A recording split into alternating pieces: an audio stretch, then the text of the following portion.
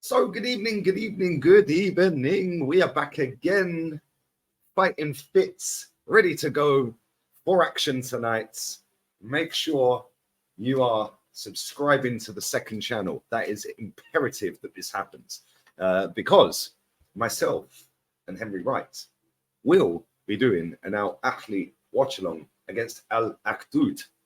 We are fully invested and buying stocks in the Saudi Pro League. Riyad Mahrez FC, Firmino FC tonight. They're going to be feasting. Come and check the watch along out. I'll be doing a watch along with Henry, starting on there in 2 hours. In fact, as I am recording this, I'm recording this at 5:30 my time.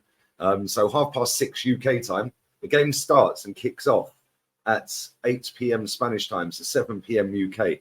And don't know how I'm going to watch it yet. I need to figure out how I'm going to do that, but I will find a way in the next 2 hours. But anyway, make sure you are smashing the like button. Make sure you are subscribing to this channel also.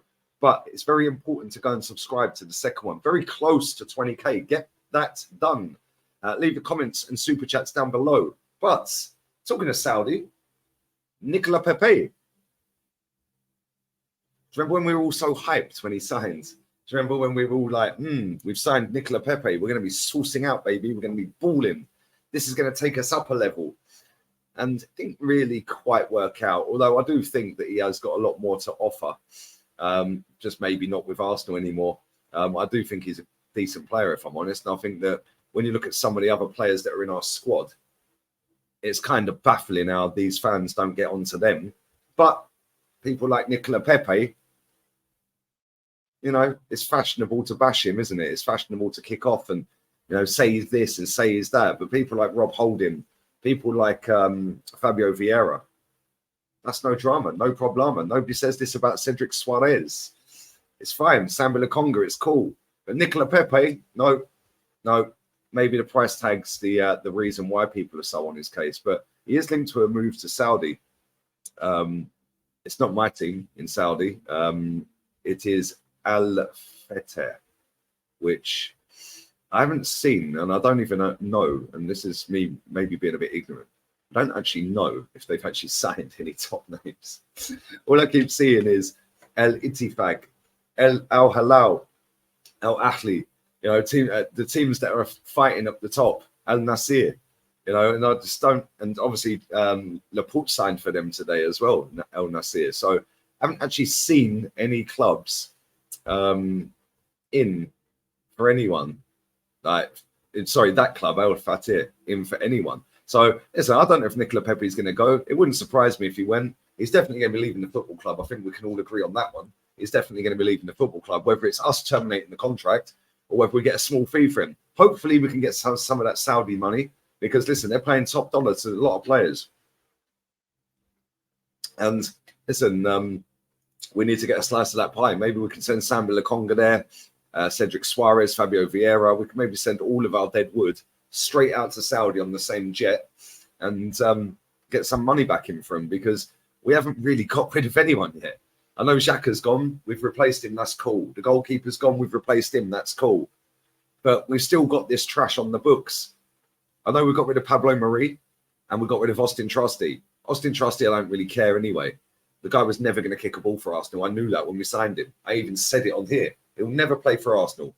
Yeah, never played a competitive game for Arsenal. Never did. So that's not really dead wood to me. It was just dead wood that we'd already signed. We signed dead wood. That was just a PR signing to get more American fans in. We all know what that was. Yeah, with all due respect to the Americans in here, that's what it was. And some people might get the ump of me saying that, but let's just call a spade, isn't it? At the end of the day, we signed him and then went on tour again this summer. It kind of makes sense. And both the American players we signed have both gone. So we all know what that was about. But listen, good luck to Nicola Pepe if he does go. I think he will be gone by the end of the transfer window, like I said. But whether he goes to Saudi or not, I don't know. We'll see. There's not exactly loads of clubs queuing up for his services, is there? So, yeah, not quite sure why, because I think he's a top player, like I've said. But it is what it is. It is what it is. And our record signing once upon a time is going to be leaving for next to nothing, which is kind of, when you actually deep how much money we have wasted on this signing. Like 72 million plus the wages. Let's say he's on 150 grand a week. Let's even just be generous. Let's say he's on 100 grand a week.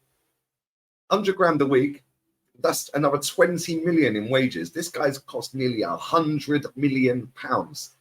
And listen, I like Nicola Pepe, but 100 million pounds. Wow. Wowee, baby. Wowee. Leave your thoughts and comments in the comment section about Nicola Pepe. Where do you think he's going to end up? Are we going to command the fee for him, or are we just going to be ripping up contracts? Edu's a master at doing that, isn't he? So maybe, yeah, let me know in the comment section down below. Let's move on to a player that we are linked to, Kudus. Again, is this player any good? Is he actually any good? Because all I keep seeing is, oh, he's great, he's this, he's that, you know, blah, blah, blah. You know, he's going to come in, he's going to take it, you know, he's going to be squad depth. Like, first and foremost, let's stop playing games here. Nobody watches Ajax. Even in the Champions League, you ain't watching Ajax. Because 9 times out of 10, unless they're playing against one of the better teams, you're watching Real Madrid, you're watching PSG, you're watching Bayern Munich. You're not going, I know, I'll sit and watch Basel versus Ajax. So stop lying, first and foremost. You don't watch Ajax. So basically your hype is coming off of the back of a World Cup. It's coming off of the back of a World Cup. Interesting. Now listen, Ajax won about 50 million quid. Well, good luck with that, mate. Good luck. Where have they plucked this price from? I genuinely do not get it. Where are they getting this price from? Have a look at some of his statistics for you statisticians out there. He bagged the whole 11 goals last season in the league out of 30 games. That's actually not bad, I suppose. But like I've always said, if you score 10 goals in a different league, you can halve that here. So he scored 11, so he's probably getting about 6. He's obviously playing at attacking mid and and right wing. Although, yeah, I'm not convinced. I can't lie. Like I said, I don't watch Ajax, but there is better players out there. He played 16 times last season as a centre forward as well, and you only bagged 11 goals. Sorry, mate. That's not really impressing me. That's not really impressing me. I can't lie. Right wing, he played 17 times, and attacking mid, he played 9. Oh, so he fits the mold of versatility. He's got versatility. You know what I'm saying? Nah. And when I'm looking at some of the clubs that are in for him, West Ham, Brighton, Chelsea, like, it's not screaming out world class or potential world class. 23 years old. How long has he got left on his contract at Ajax? He has 2 more years. Excuse me, just under 2 more years. So if they're looking at 50 million quid, I'm sorry, I don't get where they're getting 50 million quid from. Especially when we see Gakpo go for less than that. No, not for me. Not for me. There's better players out there. There's better players out there for me. And listen, like I said, I don't watch Ajax, but I have seen the World Cup, and the hype off of the back of the World Cup for this guy is just insane. And I'll actually hazard a guess that if he comes to the Premier League, he will flop. He will flop. He will not rip up the Premier League. Yeah, and sorry to burst your bubble, all you hipsters that are watching this. Yeah, but I've seen enough tricky, diminutive wingers, yeah, and attacking mids in my lifetime, and I actually think this guy will flop, just based on the fact that the amount of people I've seen have good World Cups get boosted up into oblivion, and they never live up to it. He had a good World Cup, well done. Now every teenager and tactico in the world, yeah, is all sitting there going, oh yeah, get Mohamed Kudus, get Mohamed Kudus. Get him for what? Get him for what? If he was that good, Man City would have just signed him. But they didn't. They signed Doku instead. Case closed, people. Case closed. Anyway, he'll probably end up at Brighton or West Ham. But there we go. It is what it is. Listen, let me know your thoughts on that. Would you sign him? If so, why? Do you watch Ajax? Are you an Ajax fan? Maybe you are an Ajax fan. Maybe you sit and watch Ajax every weekend. Maybe, just maybe, yeah, you say, I'm not going to watch the Premier League. I'm going to watch Ajax this weekend. And maybe every weekend you sit down and you put Ajax on and go, right, I'm going to watch. I'm on Kudus watch. Maybe that's your thing. I don't know. each to their own is what it is. But yeah, let me know your thoughts on Pepe. Let me know your thoughts on Kudus. Would you take him at Arsenal? If not, who would you take? Because for me, there's better players out there. Yeah, there's miles better players out there. And the thing is, we do need a potential backup for Saka.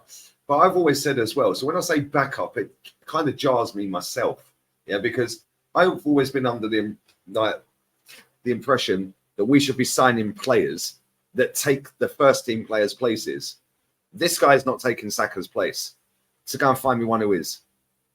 Now Saka will have to fight, and vice versa. And that is when you get great squad depth. That is when you have Man City squad, where you've got Foden and Grealish and Mahrez and Bernardo all fighting for the wing positions. Yeah, and back in the day when they had Sane there and that, like they were constantly all fighting. Kevin De Bruyne's fighting for midfield spots with Bernardo and Gundogan and players like that. Like, so that's what you have to do, man. You have to go and find players that are better than the ones you have. This Kudus, I don't care what anyone tells me, he ain't better than Bukayo Saka. I know there's not many players that are, but let's go and find one that's nearly as good. This guy ain't. And on that bombshell, have a blessed evening. I will be back again with another video on here. About Gabriel Jesus, he's back in training, so that'll be dropping around 11 o'clock UK time. I'm also going to be filming with troops at about 10:30 UK time. I don't know when that's dropping, but I'll be filming that with troops. Henry's on that as well. Me, Henry, and troops. I don't know if I was supposed to tell anyone that, but there you go. The cat is out the bag. We've put the cat amongst the pigeons, as they would say. And yeah, Henry will be joining me on the second channel. Do go and sub to that channel. It is literally just over 200 away from 20,000 subs. So, oh, you make money off of negativity about Arsenal. Well, that channel's got nothing to do with Arsenal, and it's flying. I prefer not to speak, innit? Stick a like on the video. Do subscribe to this channel. Very close to 86k, 200 away. And make sure you leave your comments and super chats down below. Apologies for the lack of no stream today. There was no stream today. I had to cancel it. Something popped up. That's what she said. And we're out of here. Adios, amigos. Ciao.